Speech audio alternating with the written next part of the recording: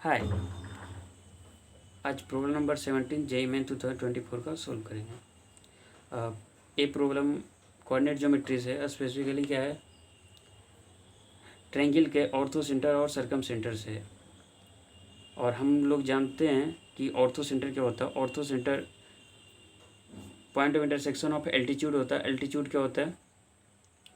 Altitude क्या होता है? किसी भी ट्रायंगल में किसी भी वर्टेक्स से परपेंडिकुलर जो खींचते हैं उसे एल्टीट्यूड करते विद द अपोजिट साइड।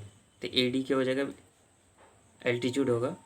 और बी ए भी एल्टीट्यूड खींचे, परपेंडिकुलर खींचे, सी बी ई और सी एफ, ए सी का पॉइंट ऑफ इंटरसेक्शन क्या कहलाएगा? ये point of intersection ortho centre कहलाएगा। अब सर्कम सेंटर क्या होता है? Point of intersection of perpendicular bisector. इसका परपेंडिकुलर बाइसेक्टर बी सी का खींचिए, ये दोनों सेम हो जाएगा साइड, क्योंकि बाइसेक्ट कर रहा है ये जो लाइन है। ये ज़रूरी नहीं है कि वर्टेक्स से पास करे, it is not necessary to pass through a vertex, its opposite vertex B C side का। ठीक है, तो ए बी सी लीजिएगा, तो इसका सी ए जो लाइन है, सी ए साइड है, इसका परपेंडिकुलर बाइसेक्टर मान लीजिए ए है। इसका परपेंडिकुलर बाइसेक्टर परपेंडिकुलर भी होना चाहिए, बाइसेक्ट भी करनी चाहिए। तो हम क्या बोलते हैं? सर्कम सेंटर क्या कहलाता है? Circum centre is point of intersection of altitude. Altitude क्या होता है? अब परपेंडिकुलर होता है, उसका पॉइंट ऑफ इंटरसेक्शन क्या कहलाएगा? ऑर्थो सेंटर कहलाएगा। और सर्कम सेंटर क्या होगा? सर्कम सेंटर परपेंडिकुलर बाइसेक्टर का जो पॉइंट ऑफ इंटरसेक्शन होता है उसे हम सर्कम सेंटर बोलते हैं। पॉइंट ऑफ इंटरसेक्शन क्या होता है? परपेंडिकुलर बाइसेक्टर का point of intersection. Perpendicular bisector का पॉइंट ऑफ इंटरसेक्शन का मीनिंग क्या है? साइड को बाइसेक्ट भी करनी चाहिए दो इक्वली पार्ट में, और उसके साथ साथ परपेंडिकुलर भी होना चाहिए साइड का। ये ज़रूरी नहीं है कि जो परपेंडिकुलर बाइसेक्टर हो वर्टेक्स से पास करे, इट इज़ नॉट नेसेसरी। ठीक है, तो क्वेश्चन स्टार्ट करते हैं। इतना brief circum centre ortho centre का नॉलेज लेने के बाद क्वेश्चन क्या बोला है पढ़िए।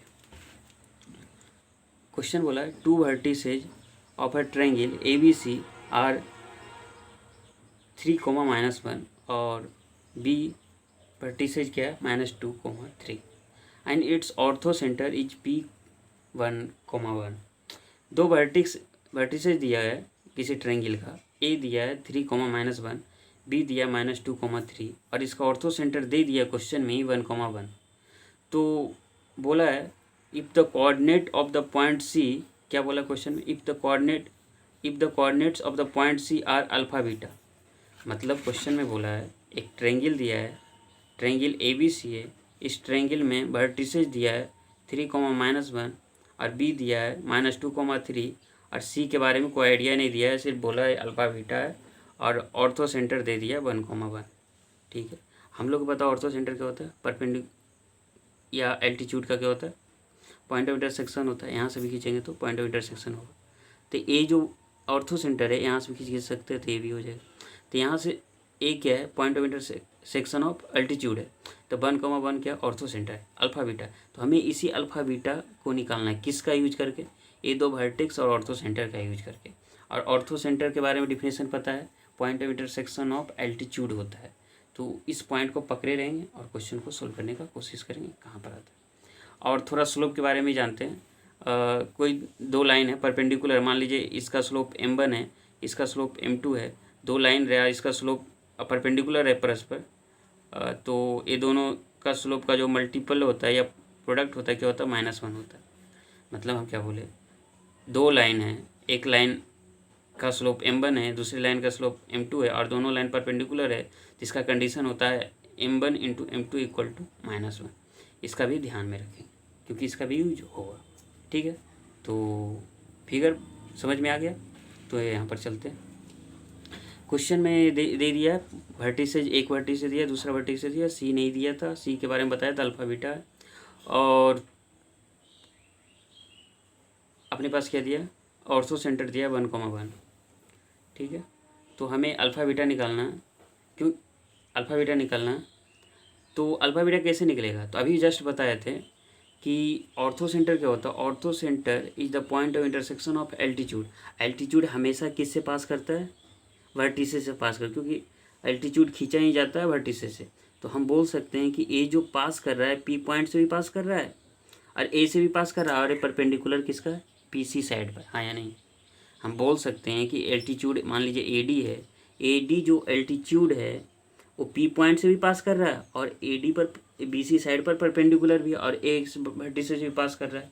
तो हम बोल सकते हैं कि यही लाइन है, एपी लाइन ही है, मान लीजिए एपी लाइन ही है जो एडी है।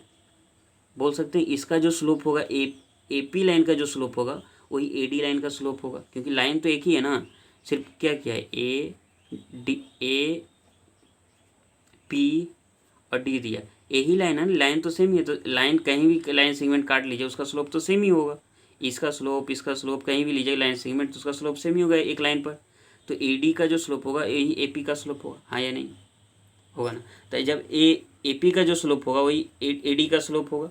तो मान लीजिए कि एडी जो परपेंडिकुलर है तो हम बोल सकते हैं कि एडी जो है परपेंडिकुलर है, तो हम बोल सकते हैं कि एपी जो है ए बीसी पर परपेंडिकुलर है, हाँ या नहीं, क्या बोल रहे हैं हम, एडी जो लाइन है परपेंडिकुलर बीसी है, तो हम बोल सकते हैं a line segment AP is perpendicular is to perpendicular BC.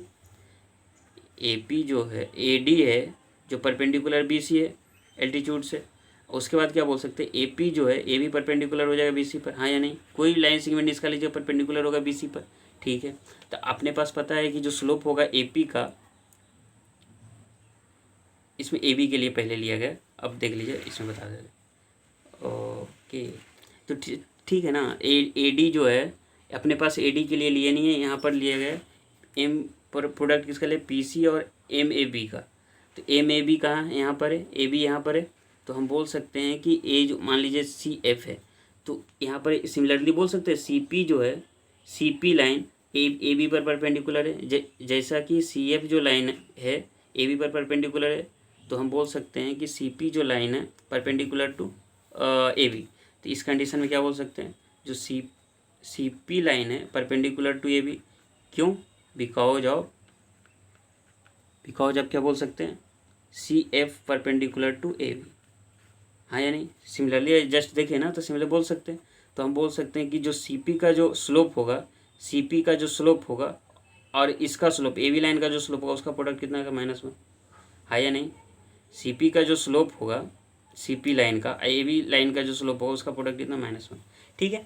तो यहाँ तक समझ गए। तो यहाँ से क्या करेंगे, स्लोप निकालने का फॉर्मूला पता है कैसे निकालते हैं, दो पॉइंट किसी लाइन पर मालूम हो, x1/1 x2/2, तो इसका क्या होगा, इसका जब निकालेंगे दो पॉइंट है किसी लाइन पर और इसका स्लोप निकाल रहे हैं तो 2 पॉइंट फार्मूला पता है, तो क्या लिखेंगे (2 - (y1) और x2 - (x1), हाँ या नहीं। तो सिमिलरली यहाँ पर क्या लिखे एम पी सी, स्लोप किसका है, पी सी लाइन का।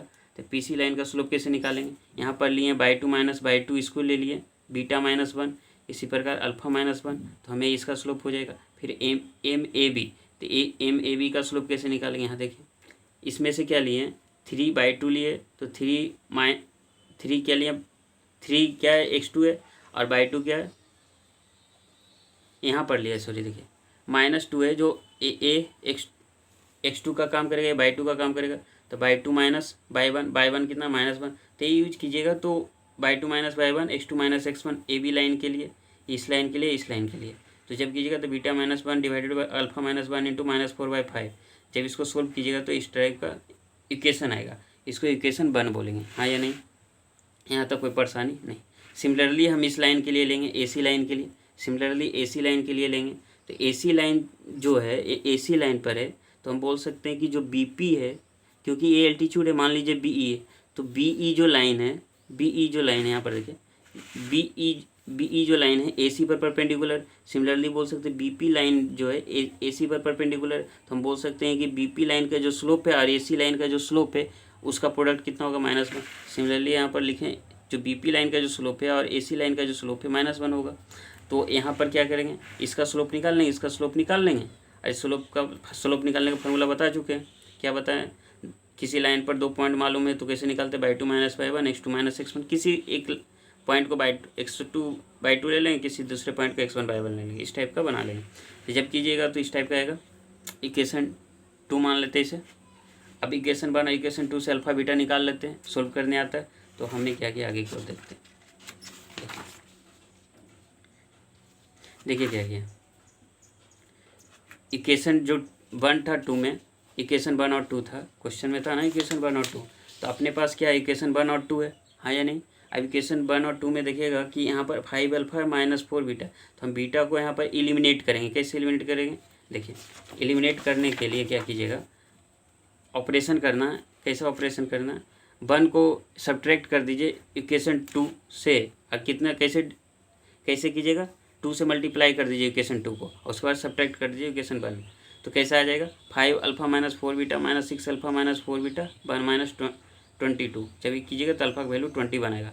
अब अल्फा का वैल्यू 21 जो आया इक्वेशन 2 में रख दीजिएगा, इक्वेशन 2 में रखिएगा। इक्वेशन 2 क्या आया था, 11, इक्वेशन 2 था 11 equal to 3 alpha minus 2 beta, इसी में रख दीजिएगा। अल्फा 21 आया तो कितना आ जाएगा, 21 इंटू 3 माइनस 2 बीटा, हाँ या नहीं।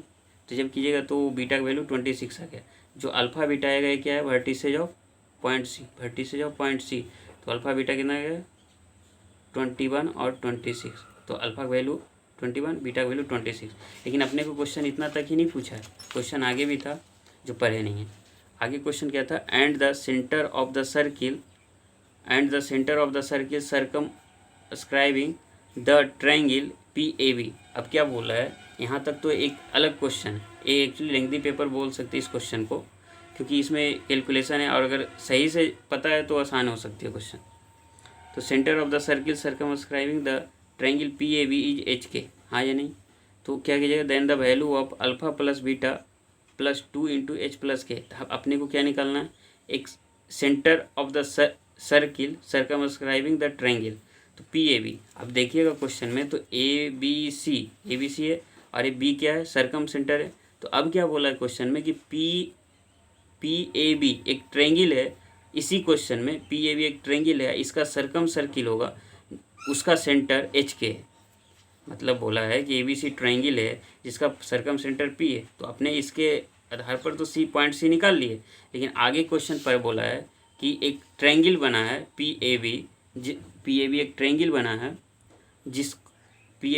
बना है, जिसका सर्कम सर्किल होगा, एक सर्कम सर्किल तो होगा ही, और जब सर्कम सर्किल होगा उसका एक सेंटर होगा, उस सेंटर का नाम HK दिया, उस सेंटर का नाम क्या दिया, HK दिया है। तो अपने को बोला है कि HK निकालो, और उसके बाद H प्लस के यहाँ पर इसको निकालना, अल्फा बीटा निकाल लिए, तो अपने पास क्या निकालना है, HK निकालना। अब कैसे निकालेंगे इसके बारे में देखते हैं। ऑलरेडी बता चुका हूँ कि सर्कम सर्किल या क्या बोलते हैं, सर्कम सेंटर का क्या होता है, परपेंडिकुलर बाइसेक्टर का पॉइंट ऑफ इंटरसेक्शन होता है, उसका यूज करेंगे और क्वेश्चन को बनाने की कोशिश करें। आगे को बढ़ते देखिए, अब समझिएगा, ये थोड़ा परेशानी होगी लेकिन ध्यान से सुनिएगा।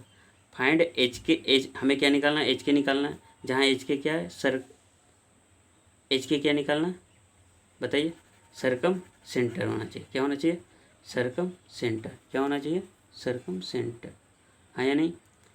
HK निकालना क्वेश्चन में दिया था ना कि HK क्या है, सर्कम सेंटर है। किसका सर्कम सेंटर है, एक ट्रायंगल PAB देखिएगा, PAB ध्यान से सुनिएगा तो आसानी होगी। PAB एक ट्रायंगल है जिसका सर्कम सेंटर HK है, ठीक है, यहाँ तो कोई परेशानी नहीं। और हम बता चुके हैं कि सर्कम सेंटर क्या होता है, circum centre is the point of intersection of क्या होता है, परपेंडिकुलर बाइसेक्टर। तो परपेंडिकुलर बाइसेक्टर PA का ले लिए और AB का ले लिए, पॉइंट ऑफ इंटरसेक्शन पर PA साइड ले लिए और AB साइड ले लिए। अब इसका परपेंडिकुलर बाइसेक्टर क्या होगा, मान लीजिए H दिया हुआ है, H मान लिए, जिसका कोऑर्डिनेट H के क्वेश्चन में दिया है। तो इसका परपेंडिकुलर बाइसेक्टर कैसे निकालेंगे, तो देखिए इसका पहले क्या करेंगे, इसका परपेंडिकुलर बाइसेक्टर की इक्वेशन निकाल लेंगे, फिर DH का परपेंडिकुलर बाइसेक्टर की इक्वेशन निकाल लेंगे, और उसके बाद क्वेश्चन को ये दोनों इक्वेशन को सोल्व करेंगे तो क्या नहीं निकल जाएगा HK। पहले क्या करना है, हमें PAB ट्रायंगल जो दिया है उसका पॉइंट, PAB ट्रायंगल में सर्कम सेंटर HK दे दिया है, लेकिन HK तो निकालना ही पड़ेगा।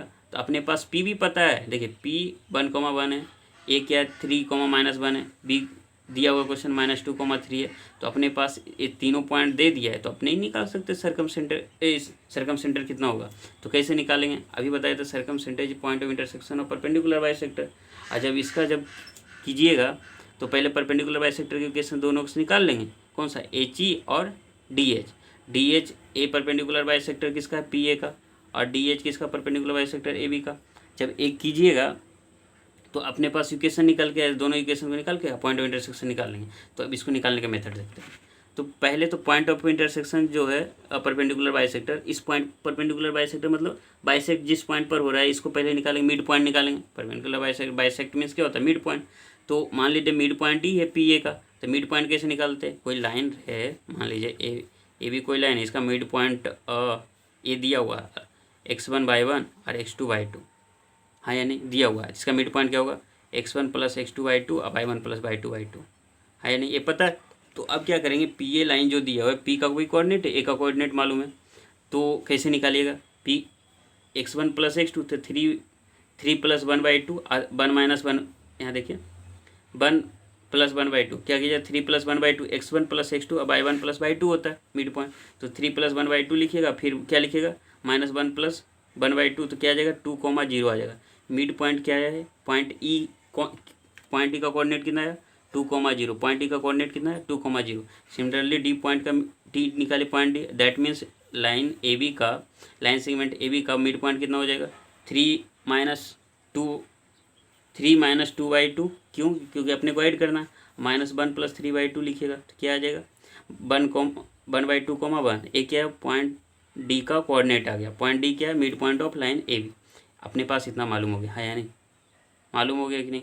अच्छा, अब ये मालूम हो गया तो अपने जो 2 पॉइंट मालूम है पी ए लाइन पर, 2 पॉइंट मालूम है पी ए लाइन पर, है या नहीं, तो 2 पॉइंट मालूम है इस लाइन पर, तो इसका स्लोप नहीं निकाल लेंगे, इसका स्लोप निकालिएगा कि नहीं निकालिएगा, तो एम पी ए लाइन का स्लोप निकाल लीजिए। तो जब ये स्लोप निकालिएगा तो कितना आ जाएगा -1, इसका स्लोप जब निकालिएगा तो -1 आ जाएगा।